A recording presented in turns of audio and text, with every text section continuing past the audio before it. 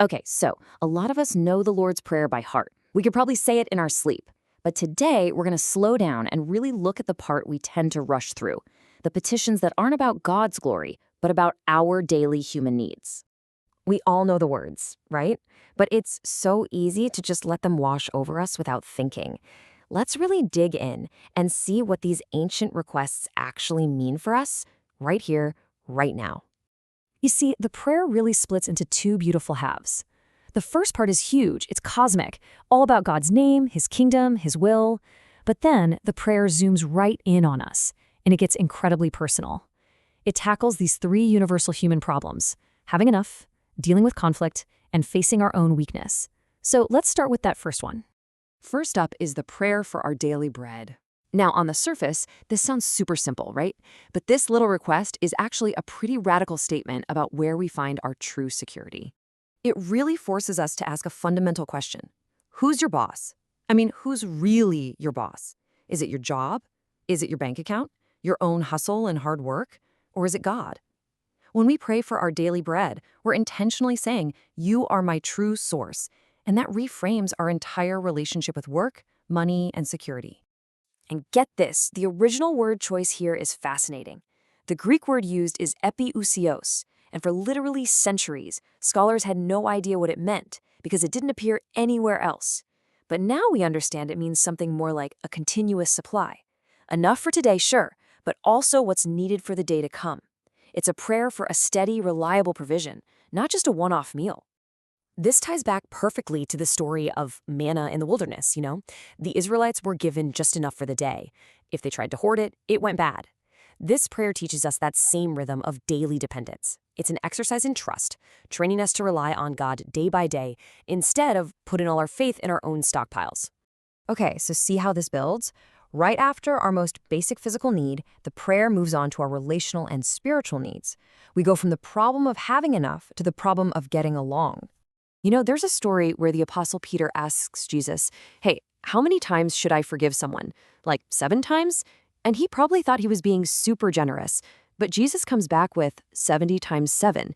He wasn't giving a math problem. He was basically saying, stop counting. He was setting the stage for a kind of radical, unlimited forgiveness.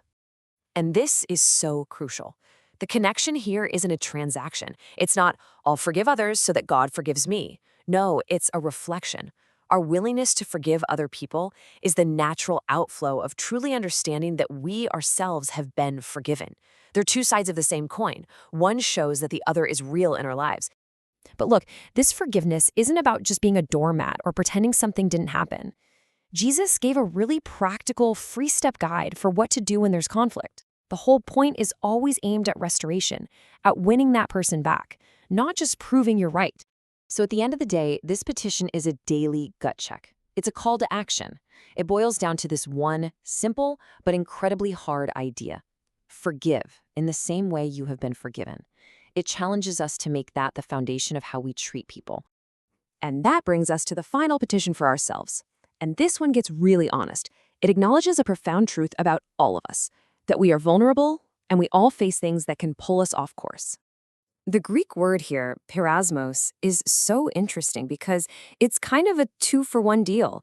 It can mean a trial, a test that's meant to make you stronger, but it can also mean a temptation, an enticement to do something wrong, meant to make you fail. So this prayer is basically asking for God's guidance through the hard times and for deliverance from the things that want to pull us down. And here's the really powerful part. We are not alone in this, not by a long shot. Jesus himself faced the exact same core temptations we all do: the desire for physical satisfaction, the urge to test God's limits, and the lure of power and control. And because he's been there, he gets it. So let's be super clear. This is not a prayer to have a life with no problems. It's a prayer for resilience. It's a prayer for God to be with us, to guide us when we hit those tough spots, and to help us navigate them without crashing. All right, so when you put these 3 personal petitions together, the one for provision, the one for pardon, and the one for protection, what's the one powerful idea they're all pointing to?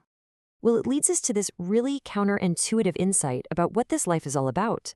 The goal isn't to become some kind of spiritual superhero who doesn't need any help. No, it's the exact opposite.